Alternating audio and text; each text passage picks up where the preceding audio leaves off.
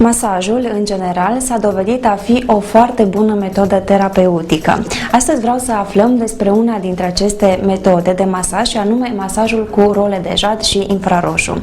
O avem alături de noi pe doamna Mirela Vicovan, terapeut în biorezonanță.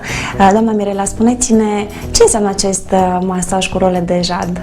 Se așează pacientul pe patul de masaj și rolele de jad cu infraroșu se mișcă de la baza coloanei până la zona cervicală și eliberează coloana de tensiuni, dureri. Dar, în afară de această afecțiune, în ce mai este indicată? Merge foarte bine și pe imunitate, merge pe probleme ginecologice, probleme hormonale și la bărbați pentru impotență și infertilitate. Are foarte multe indicații. Există contraindicații? Sunt anumite persoane care nu pot să recurgă la această metodă? Contraindicațiile sunt tot așa tije metalice,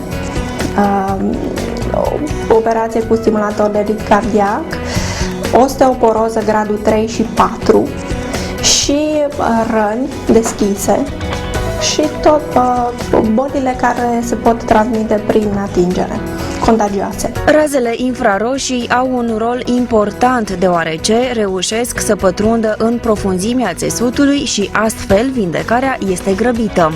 Este antidurere, antiedematos, antihemoragic, calmant și eliberează tensiunea din mușchi. O ședință de masaj durează 40 de minute, iar pentru ca vindecarea să fie grabnică, trebuie realizat un întreg pachet terapeutic care poate fi asociat și cu tratamente de medicină alopată.